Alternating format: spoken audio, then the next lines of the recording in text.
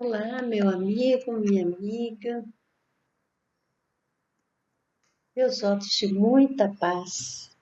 Este é o estudo do Evangelho da Federação Espírita do Estado do Espírito Santo. Estamos estudando o Evangelho segundo São João. Queremos manter contato diretamente com o texto bíblico e nosso objetivo é compreendê-lo pela análise dos versículos à luz do Espiritismo. Hoje, prosseguindo no estudo do capítulo 12, analisaremos os versículos de 44 a 50. Nessa passagem, veremos que nos caminhos do mundo, estar na luz ou em trevas é uma escolha pessoal. E a qualquer tempo poderemos fazer a escolha certa. Acompanhe conosco esse estudo. O texto bíblico diz o seguinte: Jesus, pois, clamou e disse: Quem me tem fidelidade não é a mim que a tem, mas a quem me enviou. E quem me contempla, contempla aquele que me enviou. Eu, a luz, vim ao mundo para que todo que me tem fidelidade não permaneça nas trevas. E se alguém me ouvir as palavras e não as praticar, eu não o julgo, porque não vim para julgar o mundo, mas para salvar o mundo. Quem me põe de lado e não recebe minhas palavras, tem seu julgador. O Logos que falei o julgará. Porque não falei por mim mesmo, mas o Pai que me enviou deu ordem do que preceituo e do que falo. E sei que sua ordem é vida imanente. O que falo, pois, falo como o Pai me disse. Então, Jesus está fazendo uma revelação. Segundo Carlos Torres Pastorino, no estudo que ele faz na sua coleção A Sabedoria do Evangelho, esse trecho ainda faz parte dos esclarecimentos que Jesus deu aos gregos que foram procurar por ele naquele momento. Então, nesse trecho, estaremos vendo Jesus explicando acerca da sua missão aos gregos e aos judeus que estavam em torno dele, em Jerusalém. Isso no início de abril, final de março do ano 33. E Jesus destaca a importância da sintonia dos discípulos com seus ensinamentos, que são mensagens divinas.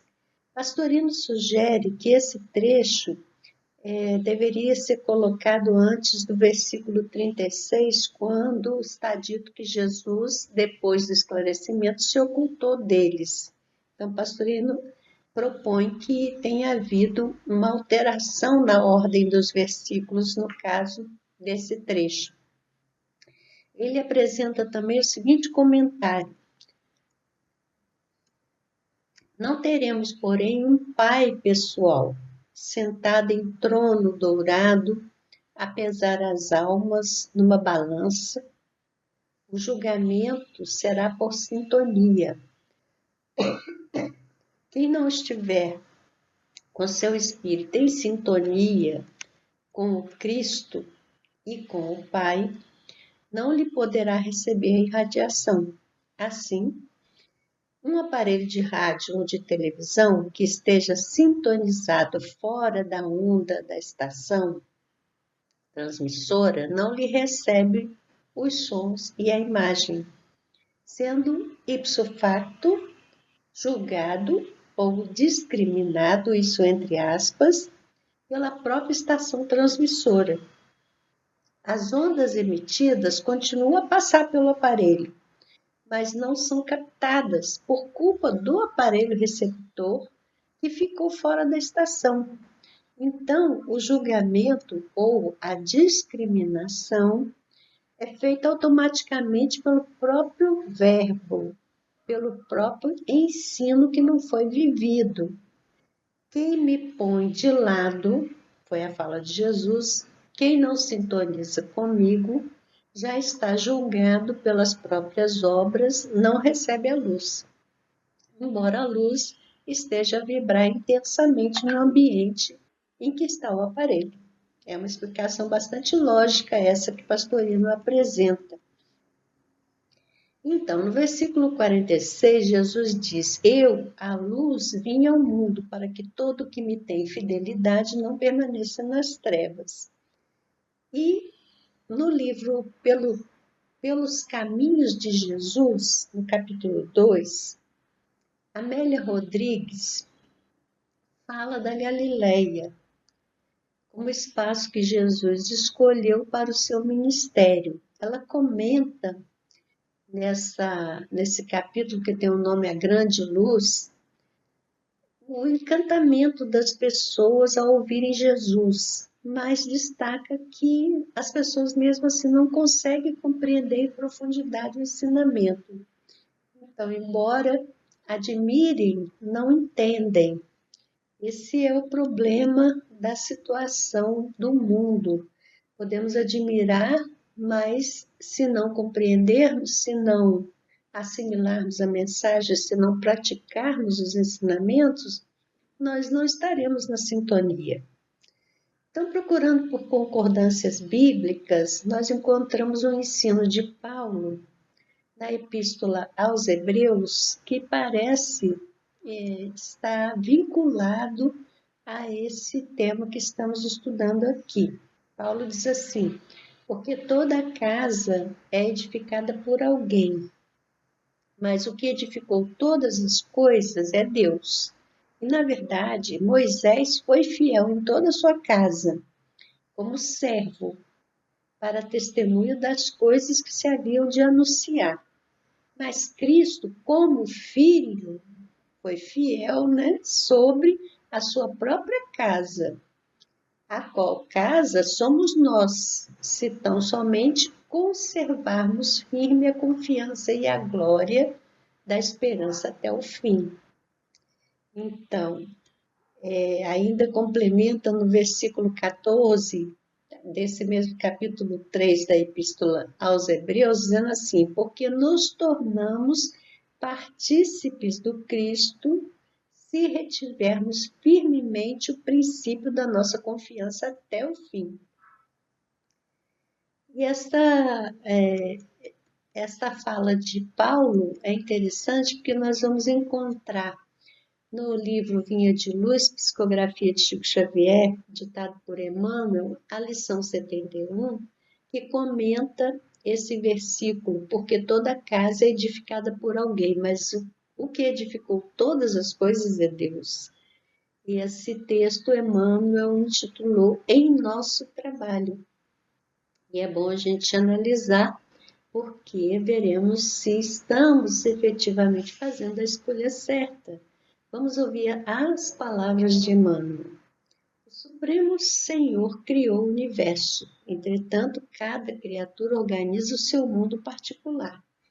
O arquiteto divino é o possuidor de todas as edificações, todavia, cada espírito constrói a habitação que lhe é própria. O doador dos infinitos bens espalha valores ilimitados na criação. Contudo, cada um de nós outros deverá criar valores que nos sejam inerentes à personalidade.